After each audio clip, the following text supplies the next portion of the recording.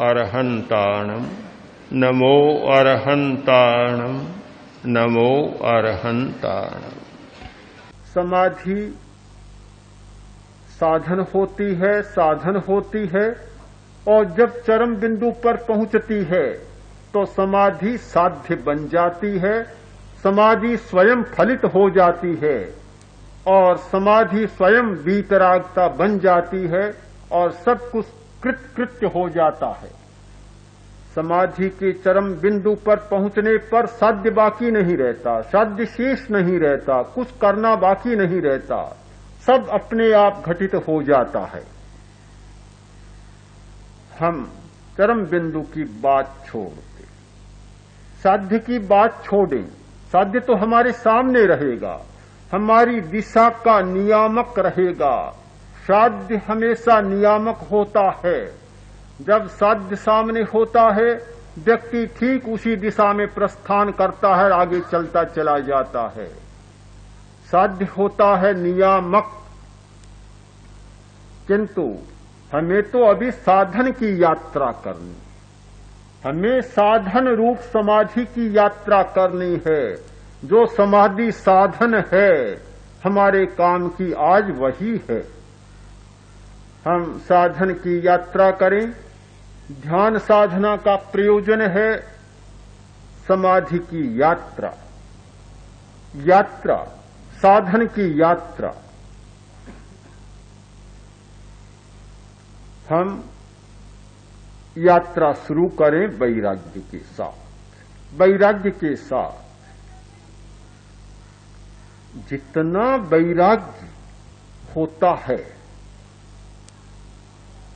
उतना ही हमारा अनुभव स्पष्ट होता है। वैराग्य बहुत चीजों का करने की जरूरत नहीं, त्यागों की बहुत लंबी तालिका बनाने की जरूरत नहीं होती है। केवल 5 ही तो है हमारे सामने। 5 के सिवाय और किसी के प्रति विराग करने की हमें जरूरत नहीं होती। बार बार दोहरा रहा हूं, शब्द, रूप, रस, गंध और स्पर्श, बस सारा पदार्थ जगत समाप्त। इन 5 के प्रति विराग की जरूरत है और छठा कोई भी नहीं है। वैराग्य शुरू करें और इसी वैराग्य की साधना के लिए सामायिक का उपदेश दिया गया, समता का उपदेश दिया गया, संयम का उपदेश दिया गया। संयम करो, समता का अभ्यास करो, सामायिक का अभ्यास करो।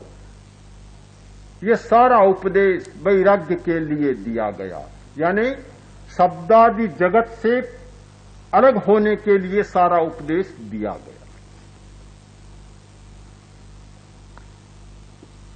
समता, संयम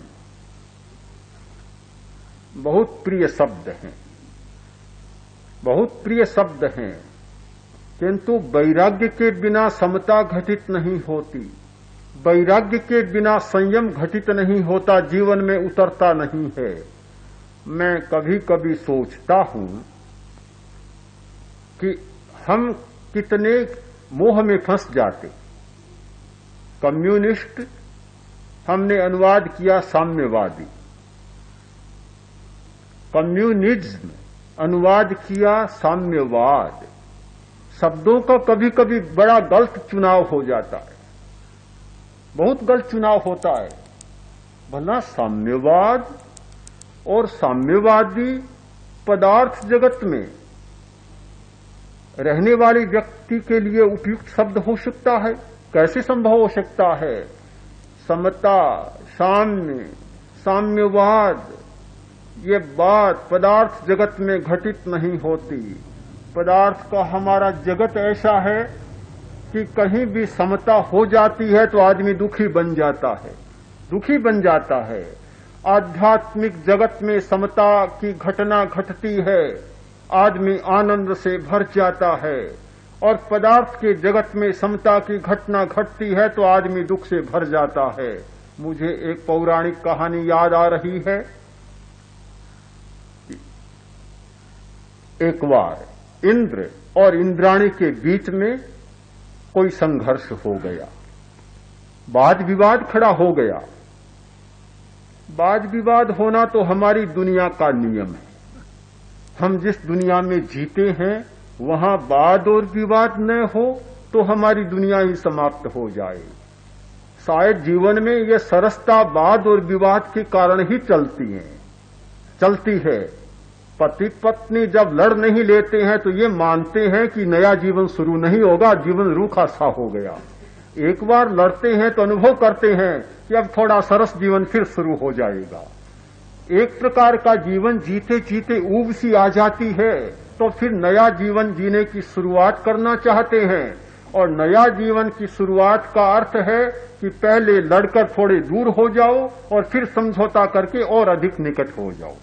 तो ये वाद और विवाद तो हमारी दुनिया का नियम है, इस भौतिक जीवन का नियम है।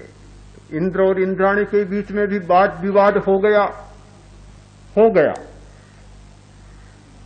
इंद्र ने कहा, तुम मेरी शक्ति को नहीं जानती, मैं सबको सुखी बना सकता हूं, मैं चाहूं तो सबको सुखी बना दूं। इंद्राणी ने कहा, झूठा गर्व करते हो, झूठा गर्व। इस दुनिया में कोई आदमी ऐसा नहीं जो सबको सुखी बना सके, कभी नहीं हो सकता। संघर्ष काफी तेज हो गया, बात इतनी खिंच गई, अब तो प्रमाणित करने की जरूरत होगी। प्रमाणित किए बिना कोई झुकने को तैयार नहीं, कोई मानने को तैयार नहीं, कोई किसी बात को नहीं मानने को राजी है। तो इंद्र ने कहा, चलो मनुष्य लोक में चले और अभी करामात दिखाता हूं कि सबको सुखी बना देता। एक नगर में आए, दोनों साथ राजा से मिले, जनता से मिले और इंद्र ने कहा, मैं स्वर्ग से आया हूं, मैं देवों का राजा हूं, बोलो क्या चाहते हो, क्या चाहते हो? मैं सबको सुखी बना सकता हूं, बोलो क्या चाहते हो? राजा ने कहा, जनता ने कहा कि दुनिया में सबसे बड़ा सुख है सोना। सोना, सोना मतलब नींद लेना नहीं, सोना स्वर्ण। हाँ, सोना सबसे बड़ा सुख नहीं है, सोना सबसे बड़ा सुख है। जब सोना मिलता हो तो सोना हराम हो जाए तो भी कोई दुख नहीं होता। सबसे बड़ा सुख है सोना, यानी स्वर्ण। अगर वह मिल जाए तो बड़ी कृपा होगी। इंद्र ने कहा, चलो मैं करता हूं, यह जो तुम्हारे नगर के बाहर मिट्टी की खान और पत्थरों की खान है, समूची खान को सोने की खान बना देता हूं और जी भर कर सोना लाओ, कभी खूटने वाली नहीं है, कमी कोई होने वाली नहीं है, सब सुखी बन जाओ। खान को सोने की खान बना दिया, लोग दौड़े, जितना चाहा जी भर कर सोना ले आए, कोई कमी नहीं, कोई कमी नहीं। मन तो जरूर ललचाता होगा कि अगर ऐसा हो जाए, हाँ, अगर ऐसा हो जाए तो मुझे लगता है कि मेरे सामने सुनने वाला भी कोई नहीं रहेगा, कोई भी नहीं मिलेगा। लोग सब गए और जी भर कर सोना ले आए।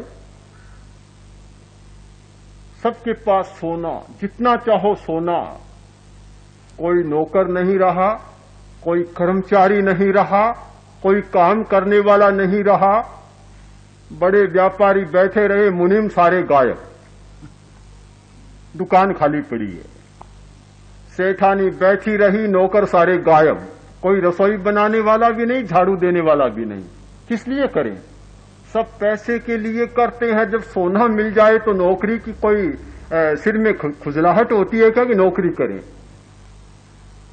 सारे गायब, राजा के सैनिक गायब, पुलिस गायब, राज्य कर्मचारी गायब, सब गायब। सब घर में अकेले बैठे हैं, कोई किसी के पास नहीं। अब बड़े लोगों ने कहा, रे बड़ी मुसीबत हो गई, ये क्या सिर दर्द मोल ले लिया। बड़े दुखी बन गए, झाड़ू देने वाला भी नहीं। आज तक हमने कभी हाथ में झाड़ू नहीं उठाया, झाड़ू नहीं उठाया, सोना तो मिल गया पर झाड़ू देना, सोना झाड़ू देना तो नहीं जानता, झाड़ू कौन देगा। महिलाओं ने सोचा हम इतने बड़े घरानों की, आज तक रसोई का मुंह भी नहीं देखा, पता भी नहीं चूल्हा कैसे जलाया जाता है, रोटी कौन पकाए, सोना खाने के काम तो नहीं आता, रोटी तो नहीं पकती। इतनी मुसीबत बढ़ी, इतनी मुसीबत, सब लोगों ने कहा रे ये इंद्र क्या आया, सबको खराब कर गया, दुखी बना गया। अब गालियां देने लगे। इंद्राणी ने कहा बना दिया सबको सुखी बना दिया। अब इंद्र सुनता है तो इंद्र को हजारों गालियां पड़ रही है। बाजार में जाता है तो बाजार में गालियां, घरों में जाता है तो घरों में गालियां, राज्य तंत्र में जाता है तो वहां गालियां, और जहां कहीं जाता है वहां गालियां ही गालियां मिल रही है। समता को आदमी पचा नहीं सकता। बहुत बड़ा सत्य है कि समता को आदमी पचा नहीं सकता, और पदार्थ की दुनिया में जीने वाला आदमी कभी समता को नहीं पचा सकता। वह वास्तव में विषमता चाहता है कि मैं बड़ा बना रहूं, दूसरा छोटा बना रहे, मैं मालिक बना रहूं, वह सेवक बना रहे, मैं सेठ बना रहूं, वह मुनीम और गुमास्ता बना रहे, मैं आदेश दूं, वह पालन करे, मैं काम कराऊं, काम करने वाले मेरे सामने बने रहें। ये सारा वैभव, सारा ठाठवाट, सारा ऐश्वर्य और सारी संपन्नता, विपन्नता